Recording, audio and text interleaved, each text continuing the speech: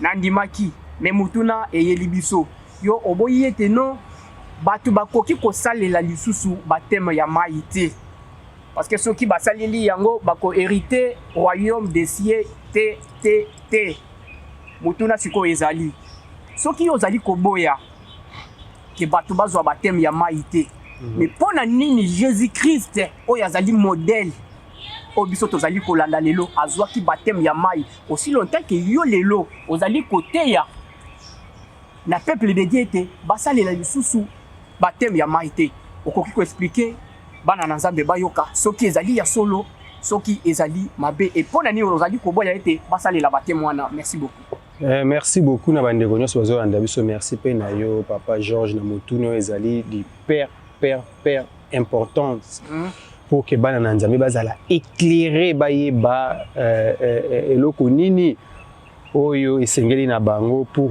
en bénéficier la mission salvatrice ya Seigneur Jésus-Christ sur cette terre des hommes. D'abord la fois passée la mission eleki na meka ko expliciter likambo ya baptême ya Jean-Baptiste et puis na oyo esengeli bato bazwa po ete bazala ba bénéficiaire ya royaume du ciel. Les Jean-Baptiste na lombango azaki prédécesseur ya Seigneur Jésus-Christ par la volonté de Dieu. Le baptême de Jean-Baptiste avait pour mission la rémission des péchés, c'est-à-dire bato bazwa bolimbisi ya masumu elembo ya komi petola na bango. C'est pourquoi les gens babandaki après avoir confessé masumu na yende Jean-Baptiste bandako kotisa bango na mai ko bimisa pour que la nettoyage na bango ezala elembo ko l'accepter basili ko za la purifier pour accueillir oyo azali koya na kombo ya mokonzi. Abongisela yenzela abongise ba peuple oyo bakozala digne ya koyamba yi dibiki na bango oyo euti epai ya Nzambe. De yango moni tina Jean-Baptiste bandeko baptisé na maizaki kapo bat bazwa bolimbisi ya masumu, rien d'autre. Ici ekoyeko koma na ndeko ya Jésus-Christ. Quand Jésus-Christ se rendit ce kotangi bel et bien na Jean 1 29 à 34 elobi na biso makambo wana nyonso tout malamu na kotanga mwa mbangu cameraman alimbisa biso pour que peuple de Dieu bazala beaucoup plus éclairé bimateke makambo nazo bana monoko nazo tanga te. Totangi Jean chapitre 1 verset 24 et verset 29 à 34. 29 elobi na biso nini Jean lobini. Le lendemain voyant Jésus venir vers lui, Jean déclara: voici l'agneau de Dieu qui enlève les péchés du monde. 30. C'est de lui que j'ai dit, l'homme qui vient derrière moi est passé devant moi, car avant moi il était. 31. Et moi, je ne le connaissais pas. Mais si je suis venu baptiser dans l'eau, c'est pour qu'il soit manifesté à Israël. C'est pour qu'il soit manifesté à Israël. Si moi, Jean, je suis venu baptiser dans l'eau, c'est pour que cet homme-là soit manifesté aux Israélites. Soit manifesté à Israël. 32. Alors Jean rendit ce témoignage. J'ai vu l'Esprit descendre du ciel comme une colombe et il demeura sur lui. Et moi, je ne le connaissais pas. Mais celui qui m'a envoyé baptiser dans l'eau m'a dit, c'est lui sur qui tu verras l'Esprit descendre et demeurer. C'est lui-là baptisé dans le Saint-Esprit. Mais c'est Jean même lui-même qui dit. Mais Bible israélite. Mais Nzambe na rêve ko bimela la kisaki na bandenge nyonso tout bon kota na détail dans les prochaines émissions on va expliciter cela. Ne ayaki ko kende si recommandation ya Nzambe na ndako ya Corneille. Tango akomi na ndako ya Corneille. Tant ange bimela ki Corneille. Pona ko yebisa atinda batu ba kende ko benga Pierre parce que le prière na yo Nzamba yokia. Il fallait que Pierre sikoyo à son tour mais ekokepe ko sila. Nathan wana to age Nzamba satinde c'est-à-dire prière no yokami mais okepe ko zambara moko Nathan wana pe sili mais comment Nzambe a respecté qui procédure ne ya kundima kokende atinda bat babenga Pierre à se rendre tiwana na moment on attend Pierre ayeko annoncer bango bonne nouvelle pour le salut éternel il y a Jésus-Christ abandi côté ya bango liloba wana c'est en ce moment là l'Esprit Saint il n'est quitté libre, c'est-à-dire déjà bazala qui incorporé en Jésus-Christ ndengo lobi wana. Avant tu n'as pas mai. Esprit c'est quitté libre comme pour parler en langue ndenge quitté la ki bango na Actes des Apôtres chapitre 2. Comme pour parler en langue, c'est-à-dire na minute wana déjà Pierre ne savait pas que bazala qui déjà incorporé en Jésus-Christ par la force du Saint-Esprit. C'est-à-dire, bazou déjà baptême ya Saint, ya molimo mosantu parce que bazaki déjà bénéficiaire ya Saint-Esprit. Parce que ceux qui osent baptême du Saint-Esprit, tu ne bénéficieras comment du Saint-Esprit. Donc pour nous, le royaume des cieux est la ouverté, et la fermé. Dès la minute où on a tant Pierre a zoté à Bango chez Corneille, l'Esprit s'est descendu, c'est-à-dire on a déjà besoin qui baptême du Saint-Esprit par la force du Saint-Esprit Yemoko. Pierre avec acte 10, 47 à 48, est-ce que pouvons-nous refuser de l'eau de baptême na bateau bandimi le kolabiso? Voilà Pierre. Paul et Nani Pierre plutôt. Mais plus tard, tant voyez devant les disciples pour na kosamba le pourquoi du comment il y a que naki côté pas corner ils ont une interdiction formelle. Un Israélite ne pouvait faites de tous ces disciples les baptisés au nom du Père, du Fils et du Saint-Esprit et apprenez-les tout ce que je vous ai montré. On est à Jésus-Christ. Jésus-Christ dans Matthieu 28, 18 à 20. Philippe, où tu as une unique esprit et l'ongolier, c'est Kazalaki.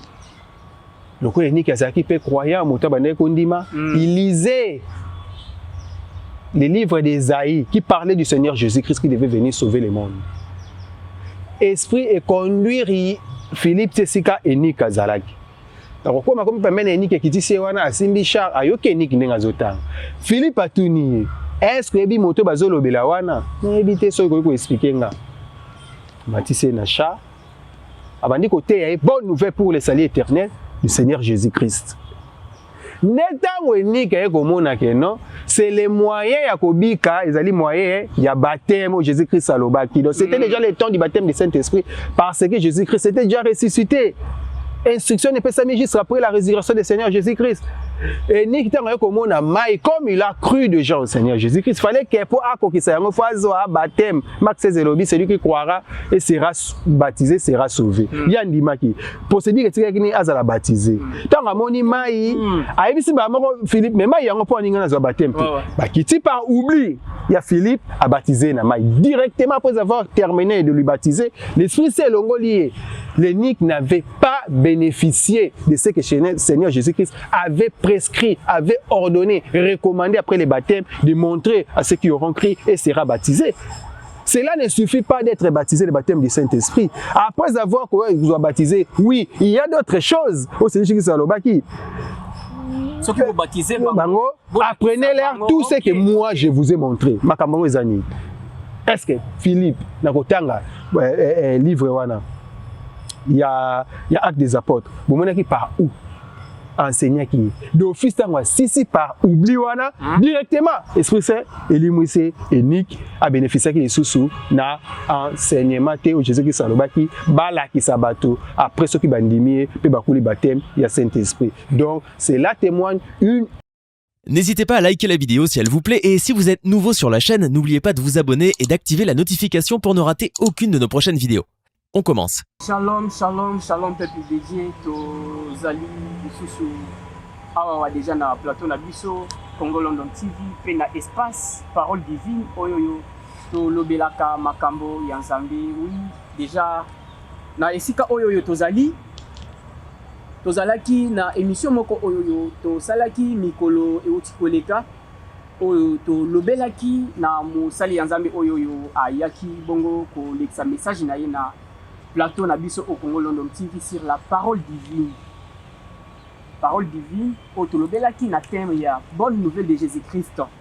Je pense que bino nyonso bolanda ki biso bozali na oyo nyonso ayebisa ki biso mukolo wana du akenaki ti na kokoma na point moko oyo ezalaki très capital oyo ya makambo etali baptême.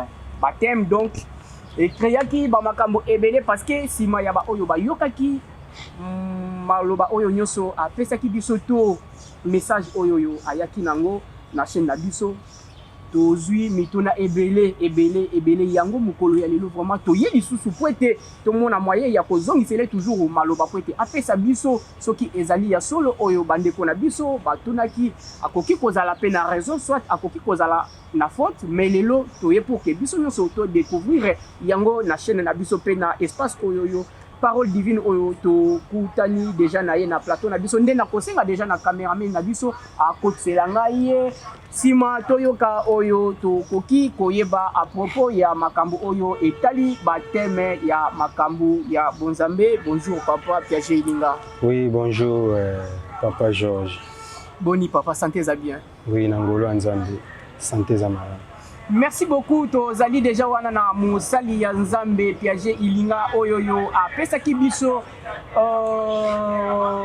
makambo to mateya na émission oyoyo euti koleka sur la bonne nouvelle de Jésus-Christ yango akendaki ti na kokoma na point moko oyo etali baptême ezali point moko oyo ebele ya ba église bazali kosalela yango lolenge Jésus-Christ azali ko recommander biso te yango ndeye apesaki biso lumière na makambo oyo yo etali batema déjà na ba question nyonso oyo bapozaki biso ezali na liste oyo yo tozali nango déjà ya yango tokotuna ye d'abord pour ete toyeba si réellement ezali ya solo amona d'abord moyen ya ko expliquer biso mais bien avant azali mwana na Nzambe tokoki kobanda sanke atika biso na maboko ya Nzambe te parce que yende muto azoyeba nini azali kobatela biso mosali ya Nzambe okoki kotika bana na yo na maboko ya tata Nzambe amona moyen ya kobatela biso toyoka oyo omemeli biso mokolo ya lelo na ngolo na ye. Merci. Au nom du Père, du Fils et du Saint-Esprit, tika ete kimia na bisengo oyo masi ya Kristu Yesu ayelaki biso na mokili ezala au rendez-vous na mabota na biso nyonso bisiko tozwami na tango oyo. Amen. Amen. Merci beaucoup.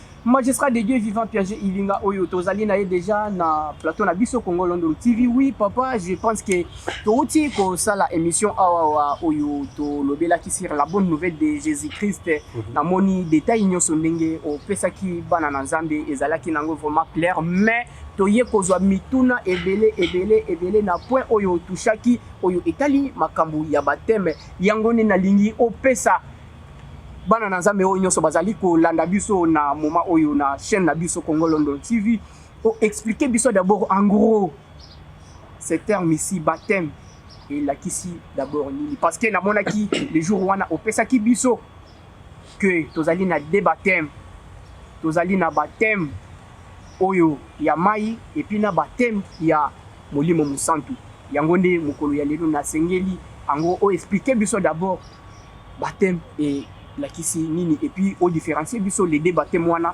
biso nyonso tozala na lumière na oyo etali baptême. Merci beaucoup. Oui, merci pour na maloba, merci na ba fidèles nyonso internautes ozolanda biso partout dans le monde entier. Bon, avant d'abord, il y a qu'à répondre à la question concernant les baptêmes, ce qu'ils ont dit. D'abord, on a une rectification, ça, il y a une confusion, il n'y en aura jamais deux baptêmes. Amen. Comme Ephésiens 4, 5, il y a un seul baptême, une seule foi. Il y en aura jamais deux. Mais par définition, les mots baptême, même ce que tu as dans dictionnaire partout, c'est l'immersion, c'est-à-dire plonger dans. C'est pas de plonger, baptême, on a beaucoup plonger dans l'eau. Mais en vrai dire, c'est l'incorporation en Jésus-Christ par la force du Saint-Esprit à la place des baptêmes. Pour la confusion, si nous parlons bien évident dans la divinité, nous avons certaines choses que les hommes de Dieu, les hommes inspirés devraient communiquer aux fidèles de Dieu pour que la éclairer, pour que la confusion à l'ère actuelle où le royaume des cieux est tellement proche et comme les bango natang oyo na bandako na bango. Donc c'est au baptême Jésus et à l'obaki, c'est en réalité l'incorporation en Jésus-Christ par la force du Saint-Esprit, le bengi baptême du Saint-Esprit. Merci beaucoup. Merci beaucoup, magistrat de Dieu vivant Piaget Idinga na éclaircissement oyo outi ko pesa biso sur ces points baptême balandi oyo nyoso bozali kolanda biso boyo kindenge musali ya Nzambe apesi biso explication pona oyo etali baptême en gros bino nyoso bolandi ndenge a expliquer na point wana. Oui, magistrat de Dieu vivant namoni mukolo wana o différencia qui ndenge baptême wana ezali non, il faut kolanda baptême ya molimo musantu totika baptême ya mai et consort. Oui, merci nandimaki mais mutuna eyeli biso yo oboyi ete non batu bakoki kosalela lisusu baptême ya mai te parce que soki basaleli yango bako hériter royaume des cieux te mutuna siko ezali soki ozali koboya ke batu bazwa baptême ya mai te.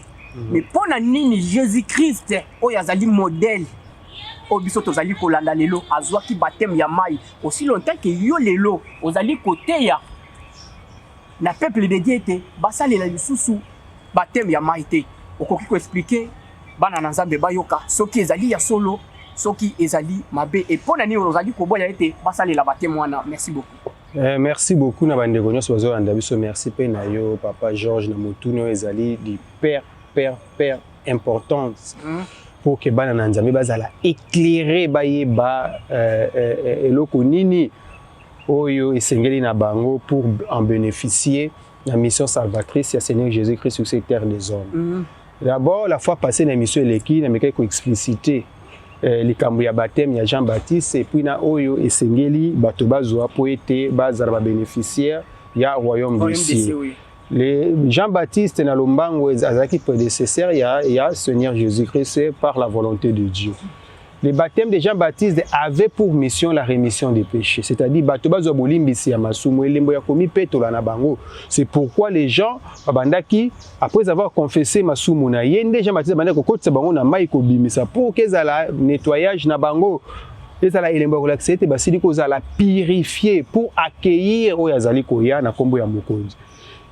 Abongisela yenzela abongise ba peuple oyo bakozala digne ya koyamba yi libiki na bango oyo euti epai ya Nzambe.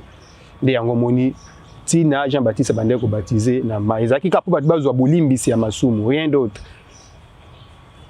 Ici ekoye kokoma na ndeko ya Jésus-Christ. Quand Jésus-Christ se rendit ce kotangi bel et bien na Jean 1 29 à 34 elobi na biso makambo wana nyonso tout malamu na kotanga mwa mbangu cameraman alimbisa biso pour que peuple de Dieu bazala beaucoup plus éclairé bimateke makambo nazo bana monoko nazo tanga te. Totangi Jean chapitre 1 verset 24 et verset 29 à 34. 29 elobi na biso nini Jean lobini. Le lendemain voyant Jésus venir vers lui, Jean déclara: voici l'agneau de Dieu qui enlève les péchés du monde. 30. C'est de lui que j'ai dit, l'homme qui vient derrière moi est passé devant moi, car avant moi il était. 31. Et moi, je ne le connaissais pas. Mais si je suis venu baptiser dans l'eau, c'est pour qu'il soit manifesté à Israël. C'est pour qu'il soit manifesté à Israël. Si moi, Jean, je suis venu baptiser dans l'eau, c'est pour que cet homme-là soit manifesté aux Israélites. Soit manifesté à Israël. 32. Alors Jean rendit ce témoignage.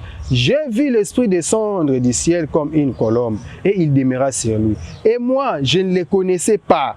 Mais celui qui m'a envoyé baptiser dans l'eau m'a dit, c'est lui sur qui tu verras l'Esprit descendre et demeurer. C'est lui-là baptisé dans le Saint-Esprit. Mais c'est Jean même lui-même qui dit. Mais la Bible, c'est nous tous qui utilisons la même Bible. Jean a été baptisé dans mai pour baptiser bolimbisi ya masumu. Bon, Jésus-Christ, le Saint de Dieu, tant Jean-Baptiste a moni. Alobi, voici l'agneau de Dieu qui ôte les péchés du monde. Motoyo azolongola masumu ya mokili. Bon, le baptême de Jean-Baptiste, déjà, par son rôle, ils allaient pour que baptême Bolim ici Yamassoum. Donc, quand Jésus-Christ est venu vers Jean-Baptiste, il était venu confesser ses péchés. Cependant, Jean-Baptiste lui-même a vu Jésus-Christ et a dit, c'est lui qui enlève les péchés du monde. Bon, comment mon Dieu est la Massoum ya Batou, il est mort, la Massoum. Est-ce que la parole de Dieu peut se contredire? Est-ce que Nzamba est contradictoire? Non. c'est seulement que bateau bayeba vérité si kawe ezali. Jésus-Christ était venu chez Jean pour être Jésus-Christ était venu chez Jean non pas pour être baptisé par Jean, mais Jean Lobinine pour être manifesté aux Israélites que c'est Jésus-Christ qui devait baptiser de l'Esprit Saint. Ce n'était pas autre chose. Jésus n'avait pas besoin de venir confesser ses péchés. Jésus-Christ n'a commis aucun péché, c'est le Saint de Dieu. C'est lui qui était venu pour enlever les péchés du monde. C'est pratiquement impossible. Nous le savons très bien qu'il est le Saint de Dieu, venu de Dieu. Il avait en lui aucun péché. Mais ils étaient formalité pour Jean Allah qui s'en a moqué, comprendre ce Jésus-Christ qui devait baptiser de l'Esprit Saint. Vous voyez? Ce n'était rien d'autre. Les gens qui ont comme ça, taper gauche à droite, ils sont en confusion. Batanga, Jean chapitre 1, verset 29 à 34. Merci beaucoup. Bino nyonso bana na Nzambe bozali kolanda biso, je pense que mutuna wana ezui réponse nango pe ezui référence biblique oyo mutu nyonso akoki kozala na posa ya kotanga okozala vraiment na suite ya oyo musali ya Nzambe awuti ko yebisa biso oyo lelo tozolobela mingi tozali ko beta sete na oyo etali baptême parce que ezali problème très capital oyo ezali ko tungisa bato ebele na ba église na biso oyo tozali ko sambela yango tozali ko continuer toujours parce que bato ebele na sia mokili awa lelo bazali ko salela toujours baptême ya mai oyo bazali ko mona yete yango nde ezali ko longola masumu na biso. Or ezali bongo te musali ya Nzambe apesi biso lumière na oyo etali makambo ya baptême. Oui papa na rajouter moi mon place wana papa Georges bato baza na confusion te. Les baptêmes des gens bande ko pesa mande na lobi awa c'était bato bazo bolimi sa musumba ya Jésus-Christ. Jean yemoka lobi na Matthieu 3:11. Moi je vous baptise d'eau mais celui qui vient après moi est plus puissant que moi. Lui il ne vous baptisera plus d'eau mais du Saint-Esprit. Jean qui le dit, les promoteurs des baptêmes ya mai yé moko lobi ngai na baptiser bino na mai mais yé akobaptiser bino na mai te yé akobaptiser bino na molimo mo santo. Et qu'allons-nous en date d'aujourd'hui faire encore na kati ya mai?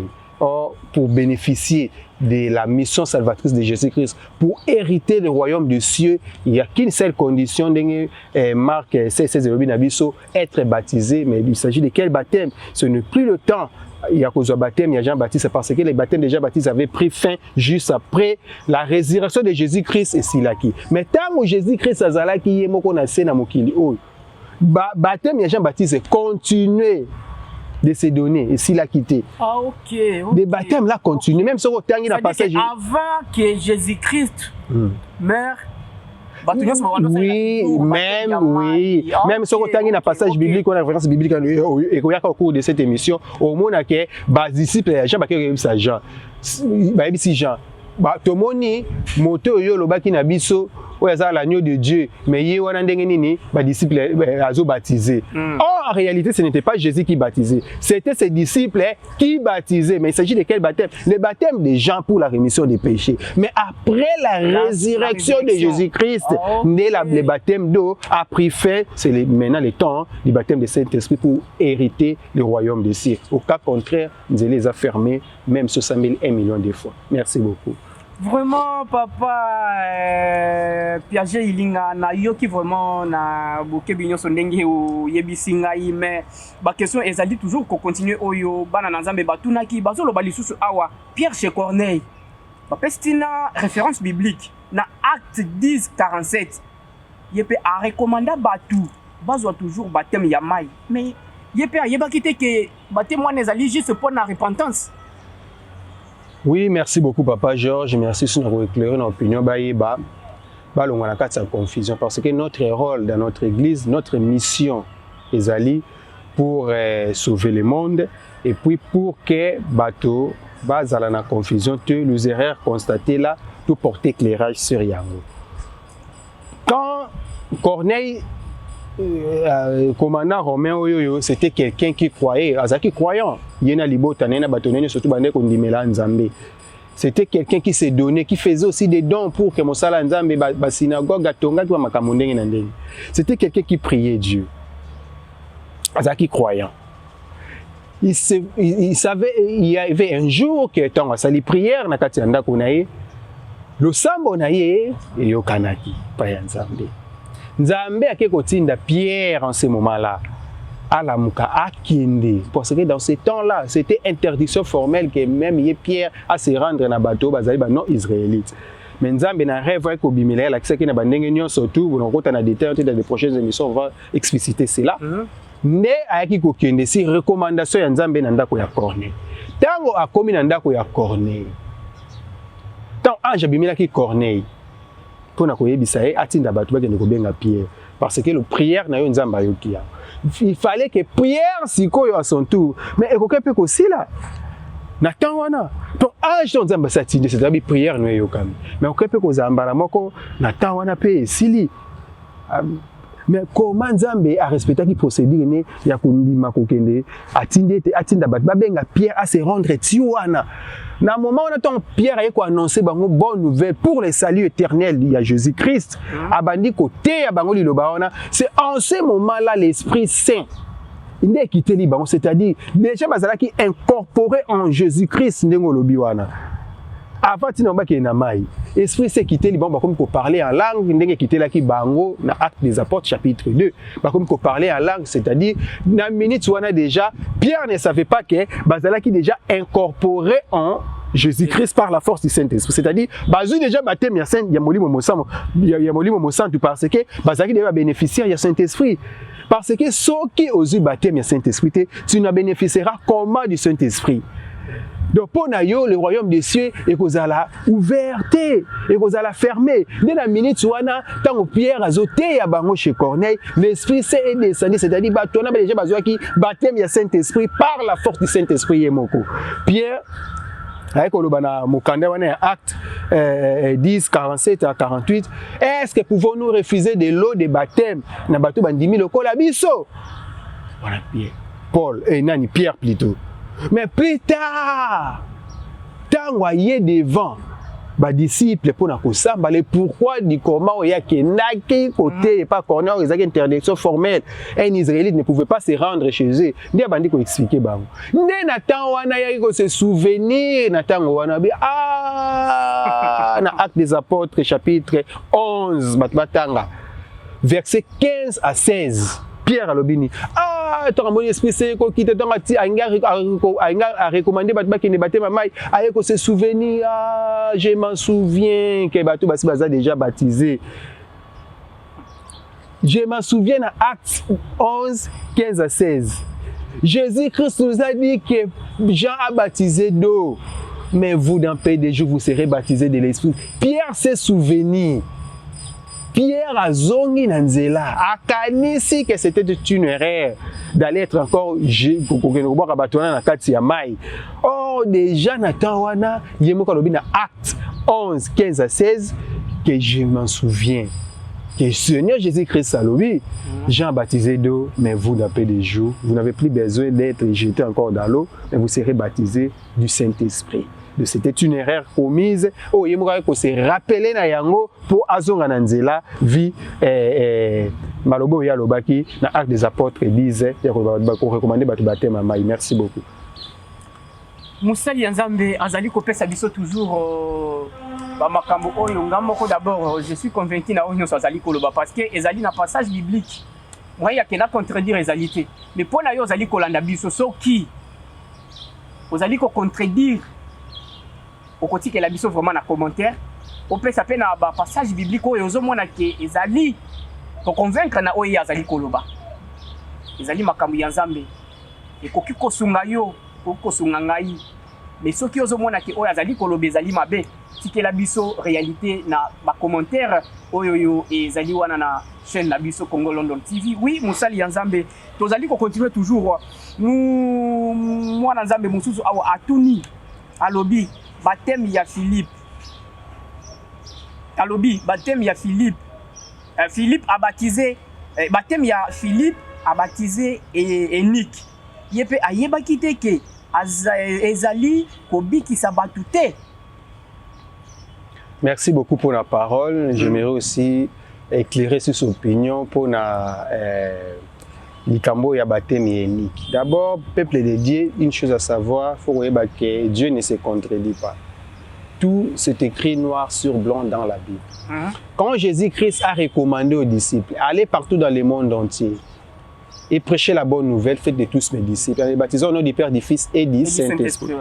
Et apprenez-les. Après avoir baptisé Bango, vous apprendre Bango tout ce que moi je vous ai montré. Parce que après être baptisé, le baptême du Saint-Esprit, il y a d'autres choses à la poursuite comme recommandé Seigneur Jésus-Christ. Et ce qui est révélé dans nos boétés, et après avoir dit qu'il s'est monté, on a baptême du Saint-Esprit, il y a d'autres choses à faire à la suite. Omoni, Jésus-Christ a lobby dans Matthieu 28. 18 à 20, allez partout dans le monde entier, faites de tous ces disciples, les baptisons au nom du Père, du Fils et du Saint-Esprit, et apprenez-les tout ce que je vous ai montré. Jésus-Christ dans Matthieu 28, 18 à 20. Philippe, Koutaine Enik, esprit et longo lié, c'est Kazalaki. Le coup Enik Kazalaki peut croyant, Moutabane Kondima, il lisait les livres d'Ésaïe qui parlaient du Seigneur Jésus-Christ qui devait venir sauver le monde. Esprit et conduire Philippe Tessika Enik Kazalaki. Donc, comme je peux Enik qui dit c'est wana asimbi char ayoke Enik n'engazotang. Philippe a tout nié. Est-ce que ebi moto bazolo belawana? N'ébite so ko expliquer nga. Matissé na char. Abandi côté a bonne nouvelle pour le salut éternel du Seigneur Jésus-Christ. Netango Enik ekomona ke non, c'est les moyens ya kobika, ezali moyens ya baptême au Jésus-Christ salobaki. Donc c'était déjà le temps du baptême du Saint-Esprit parce que Jésus-Christ était déjà ressuscité. Instruction n'est pas ça juste après la résurrection du Seigneur Jésus-Christ.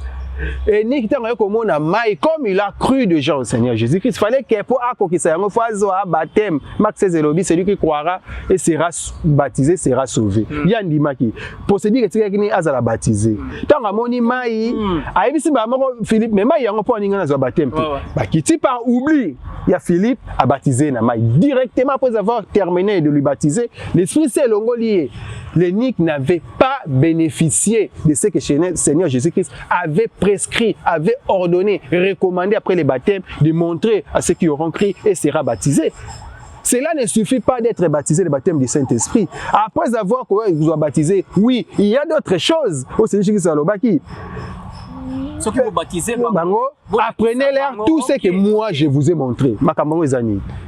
Est-ce que Philippe, Nakotanga, livre wana, il y a Actes des Apôtres. Vous montrez qui par où enseignant qui d'office si par oubli wana directement Esprit Saint Elimwise Enik a bénéficié qui sous na enseignement té au Jésus qui salobaki bala qui sabato après ce qui bandimie pe bakuli baptême il y a Saint-Esprit. Donc cela témoigne une erreur pardon, un oubli de la part de Philippe encore une fois de plus c'est ba disciple compte tenu il y a pour ça la procédure d'enge sengela quitté. Merci beaucoup.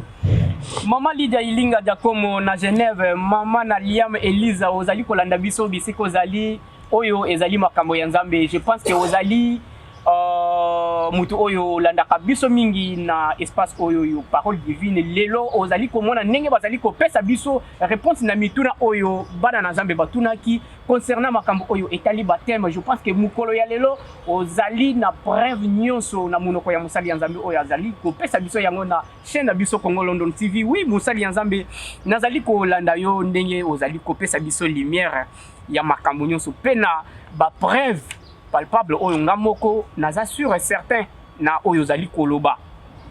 Donc epesinga un devoir oyo esengeli na kene na sola d'abord na pasteur na ngai c'est lo oyo nga nazwaki. D'accord ko mimona ki nazali ko vivre sans ko yeba par où nazokende. Oui, c'est la même na Katio Malobati papa, c'est le même problème qui comme la fidèle Yanzambe belé. Même encore sur le problème de Nicodème. Tant Nicodème, maître de la loi qui enseignait la loi de Dieu, s'est rendu la nuit pour voir Seigneur Jésus-Christ. Les acquis na acte pour se rendre pour Nicodème dans Jean 3 1 à 9 à se rendre pas Seigneur Jésus-Christ pour na koutuna ce qu'il faut pour que mutu azala sauver. Jésus-Christ il faut naître de nouveau de l'eau et de l'esprit. Confuser ça bato mususu balobaki nini na mituna mususu que ndenge nini Jésus mususu a recommandé à ça qu'on reconnaître baptême ya mai tant on Nicodème a ekotala. Mais j'ai été toujours clair dans mes propos. Dans l'argumentaire, je le dis toujours, dans le soubassement des chrétiens saints, que quand Jésus-Christ lui-même était sur cette terre des hommes avant sa mort, les baptêmes de Jean-Baptiste continuaient. Et quand tu as quitté, mais juste temps où il y a Koufi, à Sekou, dans Actes des Apôtres, chapitre 1, verset 5, à l'apôtre Jean a baptisé d'eau, mais vous, dans peu de jours, vous serez baptisés de l'Esprit Saint. Il y a un Jean 20, 22, bimeli bango, donc lobi na bango maloba souka a souffle sur eux, a lobi recevez le Saint-Esprit. A pesi bango bolimo mosanto. Ce qui est soupli loin, au komona que pour bénéficier du Saint-Esprit, il faut être incorporé en Jésus-Christ par la force du Saint-Esprit. Dans Actes des Apôtres 19, 1 à 8, les croyants Paul a kutana na bango. Mais est-ce que vous recevez le Saint-Esprit? Parce que Paul leur a demandé, est-ce que avez-vous reçu le Saint-Esprit? Nous n'avons jamais entendu parler du Saint-Esprit. Paul m'a dit, de quel baptême avez-vous été baptisé? Actes des Apôtres 19, 1 à 8, les baptêmes des gens. Paul a dit non, les baptêmes des gens de société. C'est le baptême du Saint-Esprit. En leur imposant les mains. Formule que ça la wana ne bango ba ko ça incorporé en Seigneur Jésus-Christ par la force du Saint-Esprit. En ce moment là mbala moko ba ko parler en langue bazui dans le Saint-Esprit. C'est-à-dire bazaki déjà baptisé na moment wana na Elimo Centre. Paul mbala moko azaki pe disciple azaki moko Jésus Christ aponaki po a évangéliser le banaï. Mbala moko ebisaki bango clair et net. Alobi non les baptêmes des gens té. C'est le baptême du Saint-Esprit. Il y a un monde qui est parce que bino qui baptême ya mai mais tango tout ça question sur ce baptême ya mai il y a un monde qui incorporer bango en Jésus-Christ, c'est-à-dire à baptiser bango baptême ya Saint-Esprit de bazo qui molimo santo pour hériter les royaumes des cieux. Merci beaucoup. Très chers téléspectateurs, Binonyo Sobolandi Biso na espace Parole Divine. Je pense que Bolandi Biso na boke Binyoso ndenge tozali déjà na suka ya émission na biso ya mukolo ya lelo oyo to répondaki na mituna oyo bana na nzambe batunaki sur les points ici ya baptême oyo mosali ya nzambe apesi biso lumière nyonso ndenge bolandi ye mukolo ya lelo na espace oyo. Je pense que soki yo mwana na nzambe ozali na mutuna pour hésiter ticket la biso vraiment na commentaire mais ka ko partager émission wana pona ba oyo nyonso bazali bisika nyonso bazala na facilité ya ko landa biso yango na kozongisa maloba na mosali ya nzambe po ete apesa biso leo eleba ya oyoyo a koki ko yebisa bana na nzambe ba retenir na oyo etali baptême mosali ya nzambe ozali na parole oyo koki ko pesa bana na nzambe na oyo nyonso uti ko yebisa biso po ete basalila. Oui, vous tous qui nous suivez de partout dans le monde, la parole de Dieu est en Goana. Les locaux, gratuitement, tout ça fait gratuitement. Notre objectif est que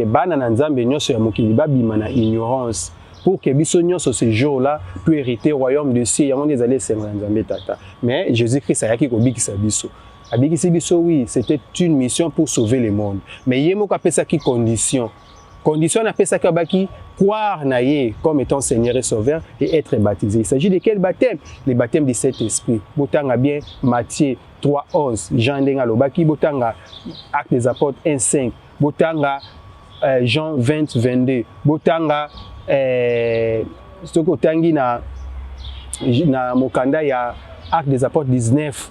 1 à 8, beaucoup de makamano surtout ndenge et les cas qui pour que bateau pas à l'incorporer en Jésus-Christ pour les salis éternels. Salis éternels, il y a un commune là-bas, ndako na bino. Lobi kuna bolo bateke, toyoka kite, toyona kite, yango nzamba sungi, boye ba vérité, pote bobika. Merci beaucoup. Pour la consiste émission Nabiso ya mukolo ya lelo, je vais dire un joyeux anniversaire au patriarche Moudijike Matumbi Oyo Azali, prophète de Dieu vivant na église de la charité par Messie Jésus-Christ ici à Kinshasa. Oyo Azali ko célébrer mukolo na ye mukolo ya lelo na bosanité Hervé Kalala Oyo Azali mutu Oyo alandaka biso mingi na chaîne na biso Congo London TV. Héritier Kaloubi inspecteur Gelor Ogimbemba na bosani bino te bisika nyonso bozui bozwami Nzambe na biso azala na bino na bosanité Mama Monique wana azali mutu oyo a salaka force vraiment ya Congo London TV. Tozali wana na musali ya Nzambe akoki pe ko souhaiter moko mibale oyo akoki kozala na bango na motema mokolo ya lelo to sukisa na Nzambe nyonso tu Nzamba pambola bino. Merci beaucoup et zali émission oyo etalibana na Nzambe mais pona mokolo ya lelo Nzambe na biso azala na bino bobo sanate vraiment ko tikela biso ba commentaire soki bozali na mituna oyo ezalaki ezali oyo bozwi na bandaku na bino Nzambe na biso azala na bino. Bye. N'hésitez pas à liker la vidéo si elle vous plaît et si vous êtes nouveau sur la chaîne, n'oubliez pas de vous abonner et d'activer la notification pour ne rater aucune de nos prochaines vidéos. On commence.